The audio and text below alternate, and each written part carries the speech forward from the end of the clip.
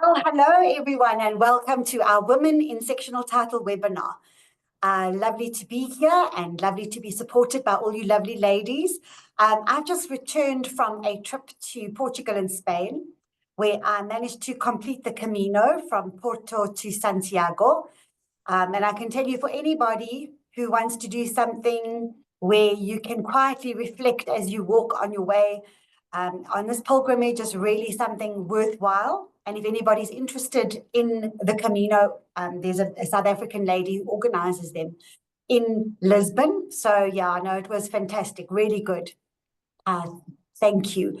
It also sparked my interest when I was in Portugal, in Lisbon, about all the community scheme buildings, so many apartment buildings, hundreds and hundreds of buildings. And when I came back, I started looking into this Portuguese civil code, and they talk about horizontal property ownership, which is very, very similar to sectional title. And I think it just perked my interest in this whole international condominium, strata, sectional title world.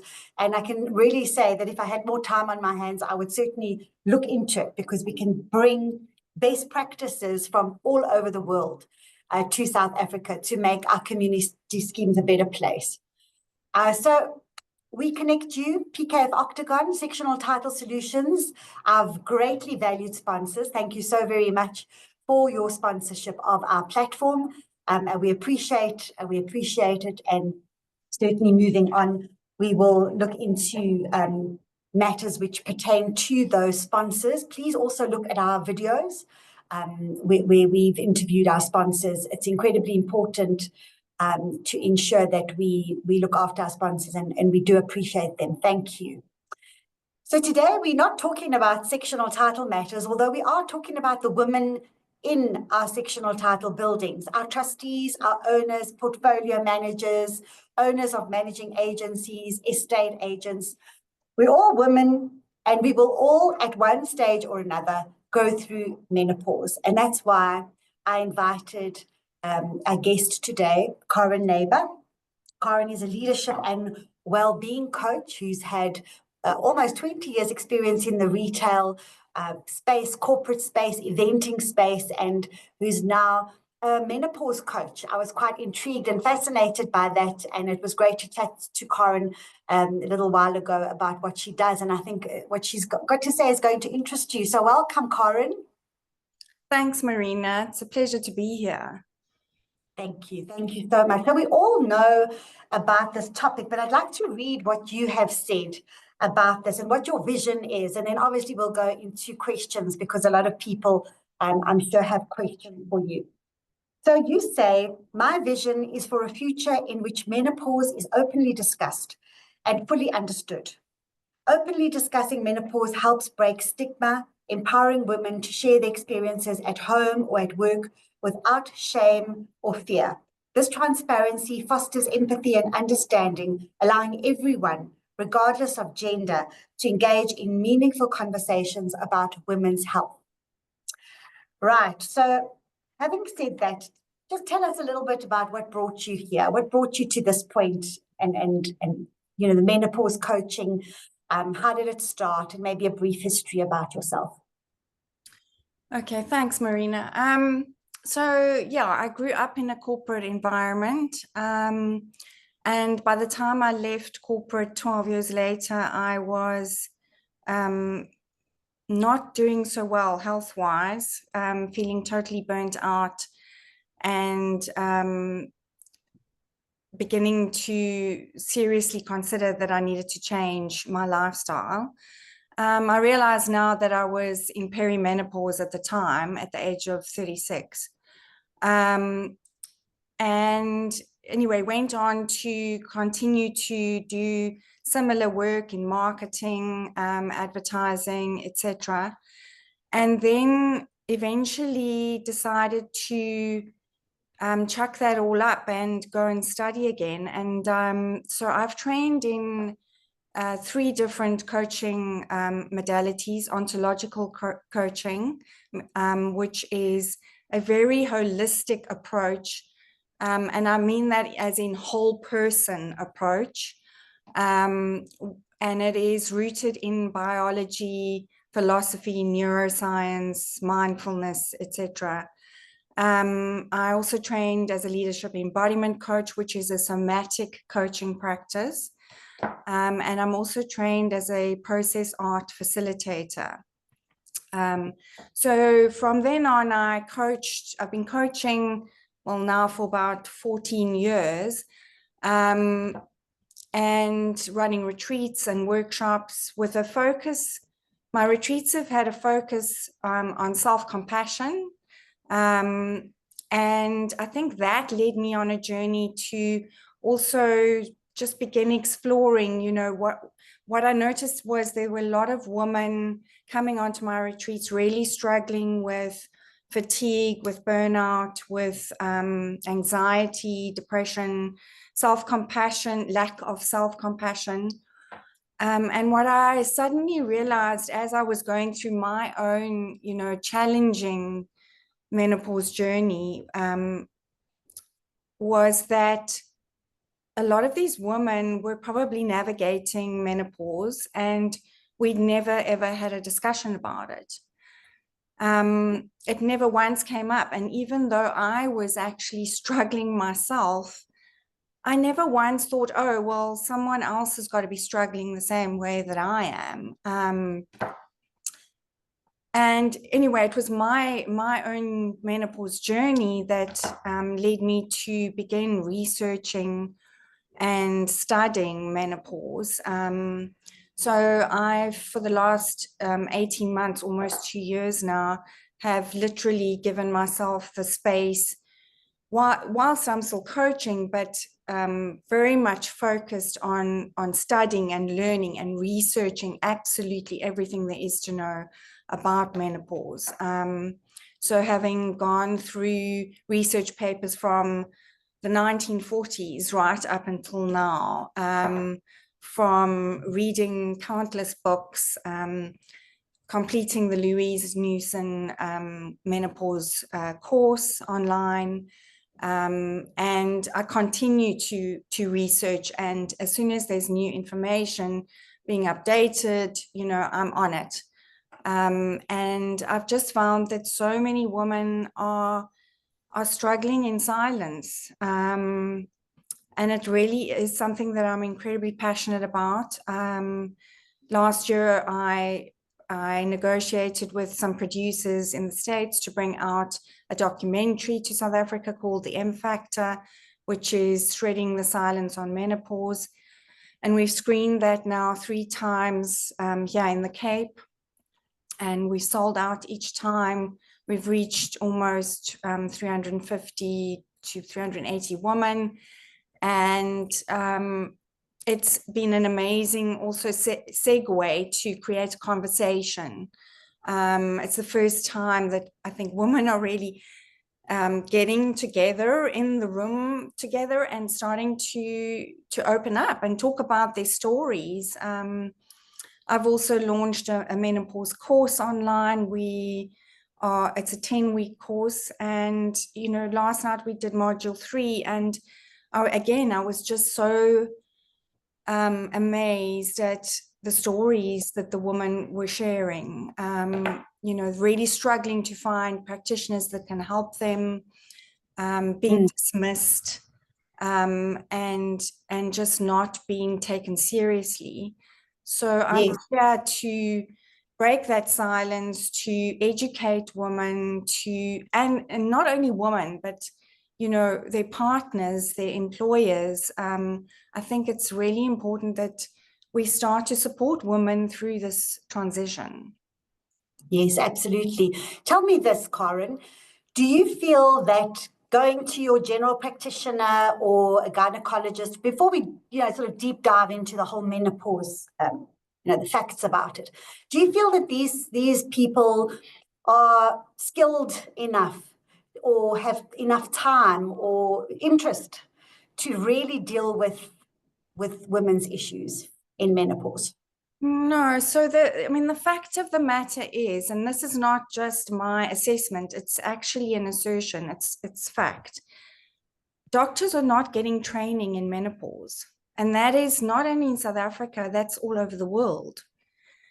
if they get an hour, 2 hours of conversation or discussion around menopause, that's a lot. Okay, so what it means is, and I'm talking about even gynecologists, so that's always been the go-to for menopause, is to go to your gynecologist, but actually they're not getting training in menopause. Their focus is actually on delivering babies, to be quite honest, and fertility, etc. So it's not, I don't want to say it's not their fault, because I think it is also their responsibility. If they're going to be treating women, GPs, gynecologists, I'll even go as far as to say that every single doctor, whether you're a specialist, a GP, it doesn't matter, should be taking an interest in menopause and educating themselves.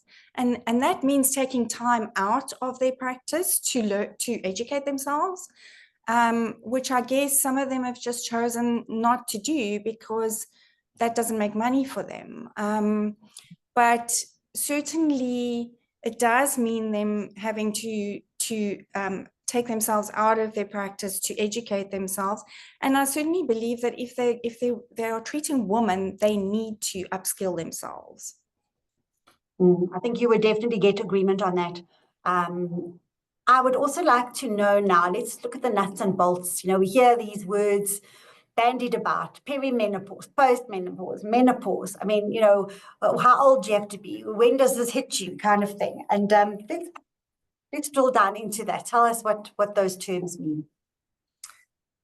Yes, so we actually went through all of this in module 3 last night. So I'm going to start from the beginning. We get premenopause, okay? That is the period between your first period and menopause. So that is premenopause, or between your first period and as you start transitioning into perimenopause. So that's your whole first, reproductive era. And then you get perimenopause as you're going through the menopause transition. Now, perimenopause can start as early as your early 30s, and in some women even earlier. So it's not as late as everybody assumes. There's been this misconception that, only in my late 40s or 50s do I need to start concerning myself with this. And that is just simply not true. The other thing to know about perimenopause is that it can last anything from a few months to a decade and even longer. So, and what happens in perimenopause is that our hormones start fluctuating. So whilst in our premenopause stage, we're having these sort of regular cycles, in perimenopause, things start fluctuating. The hormones start fluctuating, and so we get them going all over the place. You might start having irregular cycles. You might start having no cycles, and then suddenly they're back. And then you might also have some heavy, you might have heavy bleeding that sticks around for a long time, or you might just have spotting. So that's not usually one of them, the most common symptoms in terms of kind of diagnosing perimenopause. But also what happens during perimenopause is that so many other symptoms start appearing. And I mean, it would be interesting to know how many symptoms your audience thinks there are of perimenopause and menopause, because when we went through this last night, we landed up, I've done the research, and we're looking at between 85 to 100 symptoms. Good God. Okay, that women are just not aware of, and doctors are not linking to this stage of life. So it is, I'm going to just name a few, but it is usually in perimenopause, things like anxiety, insomnia, fatigue, joint pain, muscular pain, weight, sort of weight gain starts to creep in, hot flashes. I know that's the most commonly spoken about one, but I never ever had a hot flash. So sometimes that's also interesting. If women aren't having hot flashes, but they're having all these other symptoms, they might think, oh, well, this isn't menopause or this isn't perimenopause. I'm not having hot flashes. But what I want to say is that every single woman's experience is totally different. There are no two perimenopause or menopause, females who have the same experience. It is just completely different for everyone, which is why it is such an individualistic approach in terms of how we should be supporting women. So that's perimenopause. So things are sort of all over the place, and we definitely are we're ovulating less, there are less eggs. I mean, we literally are born with over 1 million eggs, and by the time you hit perimenopause, I think you're down to about 10,000 eggs. Literally, you are losing estrogen, progesterone quite dramatically, and also testosterone. And then once you have not had a cycle for 12 consecutive months, there is a day in your life where you are seen to be in menopause. So that's the clinical description for menopause. So the day after that is defined as postmenopause, and that's for the rest of your life. Now, there are a lot of thought leaders, including myself, who are starting to say, this word, postmenopause, how useful is it? Because it kind of gives you the idea that you're past menopause and you're over it, you're through it. All that language is actually incorrect, because it's not like your hormones just suddenly bounce back. Okay, you don't have those hormones in your system for the rest of your life, which could be, in this day and age, 20 to 30 to 40 years of your life. So for me, it's you are menopausal for the rest of your life. That's the reality. And so the symptoms, sometimes for some privileged women, the symptoms in postmenopause start diminishing and settling, and things just start seemingly seem a little, easier for women. There is major change that happens in the brain. Okay, the energy in the brain, it changes completely during this transition. And some of it is really good. So that kind of sense of, I'm sure some of you can relate to this, when you get to the stage in your life where you just don't give a damn anymore. It's not that important. So that is to do with the changes in the brain. And we seem to be able to self-regulate in terms of our emotions a lot better. However, for a majority of women without support, and we can talk about what that support looks like, but for a majority of women without support, you are at risk of so many diseases as you get older due to the lack of hormones in your body. And so symptoms can actually get worse, and they can become quite debilitating. Okay, so let's talk about when you go off to the so-called experts, and they talk about the options available to you, and generally it's the either you go on HRTs or you go the less controversial route, and you use the creams, or you just sort of flow through it. And sometimes I think antidepressants are even prescribed just to keep your mood stable, and that type of thing. And I know, Karen, that there's been a lot of debate about HRT and synthetic versus non-synthetic. Do you feel that the HRT and cancer correlation has been completely sort of overplayed by these experts? Because we're seeing that these arguments are going the other way now, that HRT is actually a good thing. Yeah. So I've looked at the research myself. I have also read the WHI paper. So the Women's Health Initiative was this big study that took place in the late 90s, and they made a media announcement in 2001, 2002. And what I want to say firstly is, before that, estrogen and progestin, MPA, so estrogen and mostly Premarin, which is conjugated equine estrogen, which is synthetic, but it actually comes from pregnant horses' urine. Okay, that was the biggest seller, okay, right up until the late 90s.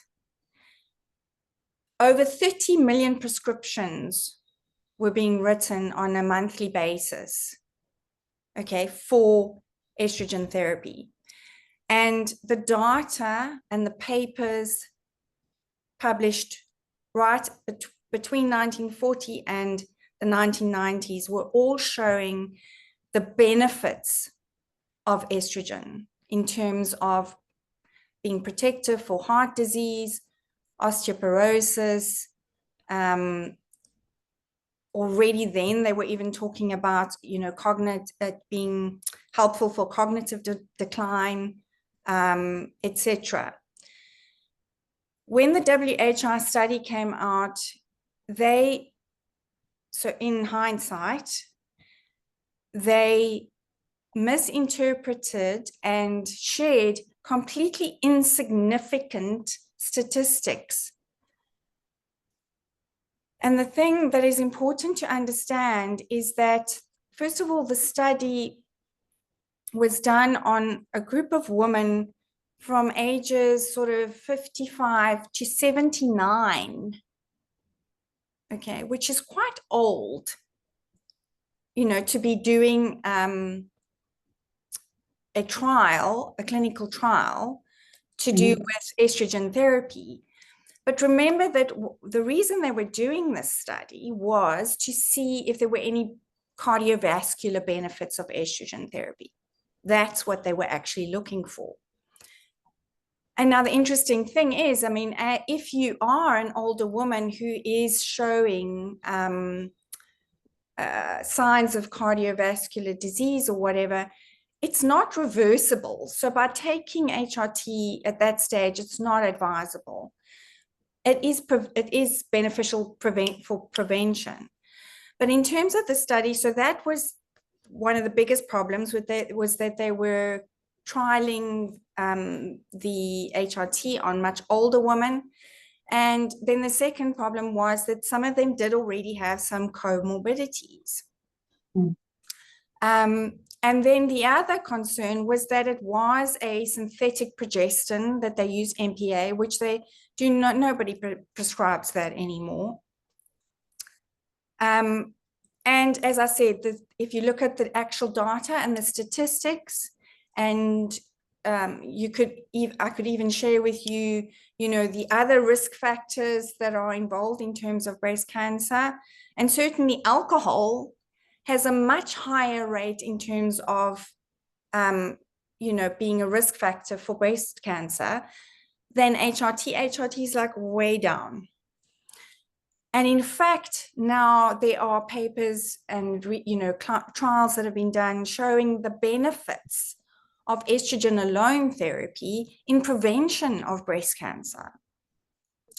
So important to know is that, yes, HRT should be actually the first go-to in terms of supporting yourself, but also that in this day and age, we are using more and more body identical hormones.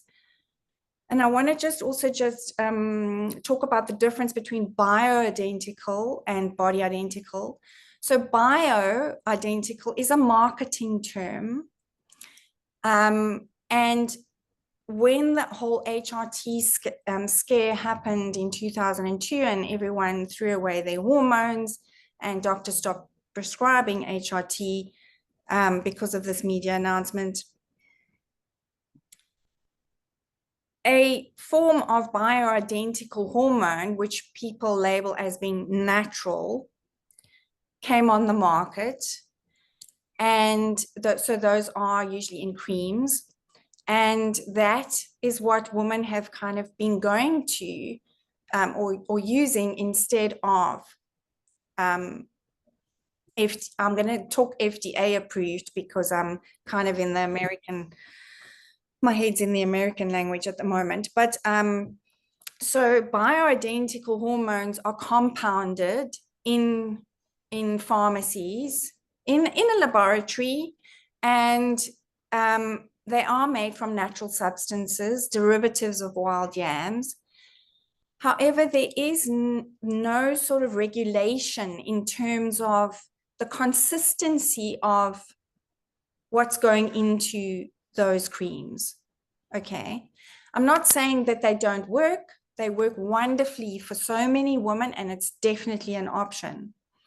However, today we have body identical hormones that you can get a prescription for and go to Dis-Chem or Clicks or your local pharmacy. And if you look at those under a microscope, the transdermal HRTs, body identical HRTs, if you look at them under a microscope molecularly, they look exactly the same as your own hormones. So is that the patch, like a patch that you put on your skin? So there is a patch, and then that's the estradiol patch. And then there's also transdermal gel. Okay. So it's gel that you rub on, which is what I use. And then the progesterone is micronized progesterone, and you take that orally or you can insert it vaginally. And so that progesterone is definitely body identical, whereas in the past and still today, some of the HRTs that are being prescribed, they are using synthetic progestins.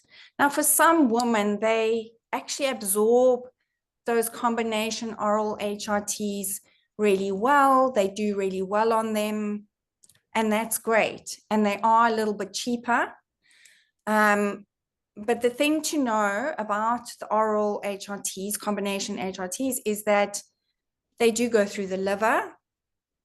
So they can create a bit of fatty liver disease, and they can suppress your androgen hormones, so your testosterone. Okay. And that's not ideal. Okay. Whereas the transdermals don't go through your liver, and they are just absorbed straight into the bloodstream. They also kind of have a cycle of being out of your body quite quickly. So that's also why, you need to be consistent with application. Okay. I answered enough. Yeah, absolutely. I think we could probably spend 3 webinars on this topic. It is so basically, just to summarize, the HRT story, actually, there is so little risk that many doctors are saying, just go ahead with the HRT unless there's specific circumstances for you. What happens if you just hang in there and you say, look, I'm just going to try and ignore menopause and just go through these hot flushes and do absolutely nothing. And a lot of women say, just, stick through it and it will go away. What are the risks there? for the body, just so that we know? So the risks are cardiovascular disease. And I know that a lot of women aren't aware of this, but cardiovascular disease is the biggest killer of women in the world. Okay. Yeah, more so than cancers that you hear about every day. Yeah. So cancer actually doesn't even feature there. So that's really important to know. And estrogen has major benefits in terms of taking care of your heart. And then osteoporosis, so your bones, bone density is massive. You know, so many women in old, you know, when they're older, becoming more frail, the chances of them falling, having a fracture. A lot of women, you know, land up having hip fractures. They might have surgery. A lot of them never recover. It's even possible for women to die as a consequence of having a hip fracture. And that's actually quite prevalent in older women. Older women, absolutely. Karen, let's just, our time's going. I think let's shift gears and let's just talk about a few practical steps that women can take to manage their menopausal symptoms in the workplace, because we've got a lot of portfolio managers out there who speak to a lot of irritating trustees very often and who've got to deal with hectic pressure at work. So if you're in a state where you know, emotionally and you're feeling itchy and scratchy, I think Natalie spoke about that on the chat group. I mean, you're not in the mood for anybody or anything. I mean, how do we navigate our way through that? So I think it's really important to find yourself a support structure, first of all. So it's you know, and I don't, if it's not going to be HRT and your doctor, it's about finding a community that supports you. It's about making sure that you know, even if it's finding a coach, but finding someone who can support you on this journey. Secondly, it's about navigating and managing your stress response. So we know that life gets hectic, that we are totally, you know, being confronted by all sorts of challenges all day, every day. And so we are spending 90% of our time in stress response. So our stress hormones are alive and well and thriving in our bodies. Okay. What happens in menopause is that your stress hormone levels increase anyway because of your lack of estrogen, progesterone, testosterone. And so it's really important to find ways of managing that stress.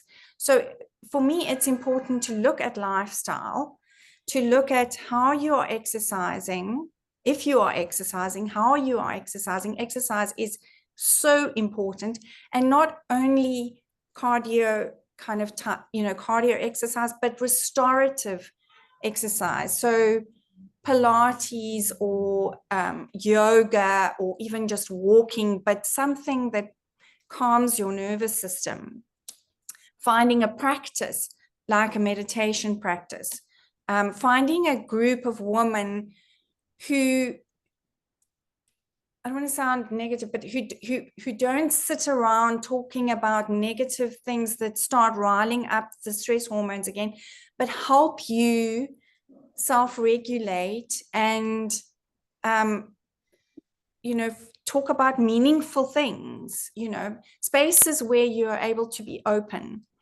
I think it's really important in the workplace for women to begin to start talking about this very, very important life stage in the open, and finding a way of doing that. I know I'd mentioned this to you, and it's an open invitation, but, you know, bringing, for example, an educational documentary like the one that I have brought to South Africa into a workplace, so that people can watch something like that and then begin to open a conversation about how do we support each other in the workplace, and how do we educate the men that we're working with as well who can, let's bring them in. Let's have the conversation. Let's be open about it. Break the stigma, break the shame cycle, and start advocating for ourselves and create, support groups. There's a possibility of bringing in a coach and creating coaching groups, that are supportive for women, where they can feel heard and held and supported. Yeah, absolutely. And we've all got quite a few male colleagues. I mean, even in managing agencies, in law firms, I mean, there are a lot of men around. And how do they help? They can help by bringing coaches. And I'm very interested, Karen, in this documentary. I think Women in Sectional Title would be a fantastic platform to launch this, certainly in Johannesburg, to go through to various companies and businesses. But just if I had to speak to my 7 or 8 male partners, how can they help me today to assist me in this process? I think it's about education, first of all. I mean, that's the starting point, with every conversation around menopause, is firstly, let's take this seriously and let's educate you. Let's give you all the facts. And then let's discuss how you can support me. So, we know that there's this culture of making fun of women in this phase of life, a woman starts taking off all her sort of outer garments because she's having a hot flash in a meeting or whatever. And I'm not going to swear, but, someone makes a derogatory comment and everybody laughs. It's not okay. And I think it's really important to say, you know what, this is not okay. I am here to make a difference. I have all this experience and knowledge, and I still have a contribution to make. And I'm asking you to be more compassionate and to understand what I'm going through. Absolutely. And I'm certainly going to remind my one male partner about the air conditioning that they wanted to switch off in our offices at one stage, where all the women were like, oh, no, please, don't do that. I think I enjoy your serious approach, Karen, because it is a serious matter. I really do. And companies need to step forward. There's no doubt about it. Mental health. We know we've spoken a lot, even on our webinars, about mental health. I mean, how does menopause fit into the mental health side? Because we've obviously got physical symptoms, we've got emotional symptoms. I think mental health is important. Would you agree? Absolutely. And the lack of estrogen, progesterone, testosterone absolutely has an impact on mental health. There's a lot more. I'll be honest, the suicide rate between 45 and 55 in women has increased substantially over the years. And I'm still to this day reading articles of women who are being diagnosed with bipolar, for example, but actually at the end of the day, they are perimenopausal and they shouldn't be on, bipolar meds. They should be on HRT. Women who have committed suicide because of, and I can speak from experience, in 2023, I was at a point where I'd hit rock bottom and in terms of my menopausal symptoms, and I was having suicide ideation. So it can get very dark very, very quickly. And it's incredibly important to find the right support, whether it's a coach or whether it's a practitioner.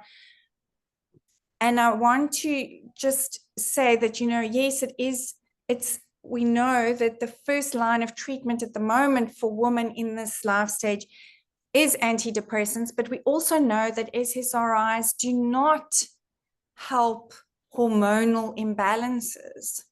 Okay. And sometimes they can actually make things worse. It is really important for women to keep track of their symptoms on a daily basis, monthly basis, yearly basis, be able to find a practitioner who is willing to listen. So it's about listening. It's not about them kind of jumping in and going, oh, she's weeping now, that means I must give her an antidepressant. No, it's about finding someone who is willing to listen, to understand. And I can say that even if you aren't going the HRT route, and even if you are, it's also what does also help mental health and menopausal symptoms in a major way is everything you eat and drink has a significant impact on the inflammation in your brain, which can cause mental health issues, and the inflammation generally in your body. And remember that estrogen is our biggest anti-inflammatory, our biggest natural anti-inflammatory in our body. And when we don't have estrogen anymore, we are an inflammatory cytokine storm going on. So what we eat, what we put into our bodies, and what we drink is really, really important. Absolutely. And if I had to ask you, what is one of the most common misconceptions about menopause? What would you say? I think I mentioned it in the beginning. For me, it's that you go through it and then it's over. Yeah. There's this very much so misconception that, oh, you know, I didn't do menopause, or oh, I've been through menopause. And yes, a lot of there's just so much misinformation and misunderstanding around what it is, because I've also come across a lot of women who say, oh, but my menopause was fine. And then when I actually sit down with them and inquire a bit, I find out that they have high blood pressure, they're taking meds for anxiety, they're taking sleeping tablets, they have type 2 diabetes, their bones density is not great. I'm sorry, that is menopause. You know, that's the consequence of not understanding and educating yourself. So where can women go to, obtain sort of trustworthy and reliable information about menopause and about the professional help that they need? They can come to me. There is, so the course that I'm running, I can really advocate for that. I'm very proud of it. It is a 10-week course. It is a lot of commitment, we meet once a week for 3 hours online, and we are covering absolutely everything there is to know about menopause, from the history of menopause, history of HRT, the new guidelines, what the correct terminology is, everything there is to know about the different kinds of treatments available, alternative therapies, how to advocate for yourself when you go and meet with a doctor, what questions to ask. That really is. And I think also what's important is even when you are approaching a doctor or you're wanting to make an appointment, to even phone ahead of time and ask the receptionist, is this doctor trained in menopause? Does she see menopausal patients? How old is she? And like, ask those difficult questions. You have every right to do that, and you're advocating for yourself. I think there is a lot of, stuff around on social media. There are some very good doctors to follow, like Dr. Mary Claire Haver, Dr. Lisa Mosconi, Kelly Casperson, etc., Dr. Louise Newson. And then there's also a lot out there that is not quacks. Yeah, you don't want to be going there. I'm hoping to build a resource, more and more, a resource library on my website. And yeah, in terms of practitioners, I'm slowly beginning to create collaborations and kind of networking with doctors that I feel are educated, and I'm also grateful that there's some doctors on my course right now, which is amazing, you know, for them to actually admit that they don't know enough and they're actually participating in the course. And the hope is to then build a library of, you know, doctors that I can refer clients to as well. Yes. On the website. Karen, there's one more question that I think is quite interesting, if we can deal with it quite briefly. Melissa says, such an amazing space for this topic. Thank you. I'd be interested to hear Karen's views on how birth control affects our hormones and perimenopause. Yeah, sure. So yes, if you are on a contraceptive, it can, and you think you might be going into perimenopause, contraception will mask some of the symptoms. Okay. It will definitely mask some of the symptoms. It also, what we must also understand is that contraception is a higher dose of estrogen, progesterone, okay, compared to HRT. And also that contraception can suppress your androgen hormone, so your testosterone, and elevate your sex hormone binding globulin, which can cause fatty liver disease. So it does impact a lot. And at some point, it's important to, I think, come off of the contraception at some point, to figure out what's actually going on in your body, because it's really difficult to tell. Like if you've gone in, you know, I was postmenopausal like that because I'd been on contraceptives for so long. Yes. So yeah, it will influence your experience, and sometimes it's a good thing. It kind of keeps all the really weird symptoms at bay. But then other times it's not so great, because if it's suppressing your testosterone, it means it's going to affect your mood, your libido, your confidence, your motivation, you know, etc. Absolutely. Well, Karen, I must say, congratulations to you. Really, I think it's an amazing thing that you've joined us today, and I've definitely learned a lot. And very well done for digging into this. And we appreciate everything that you've told us today. And I'm certainly going to be following you and talking to you, because there are definitely days when I do think I need support as well. I think for the ladies out there, it's very much about taking control. This is not something to be fearful about. This is something to manage. It's something to manage, something thousands of women have gone through and thousands will go through. Lisa, thank you very much for popping things onto our chat box. I think you've put some nice resources there. And yes, men do go through menopause, but that will certainly be another webinar that we'll have to put on. Our time has run out. Thank you so very much. Let's take control, and please take care until next time. Karen, thanks again. Thanks for your valuable insights. It's such a pleasure. So great to be here. Bye-bye now. Thank you.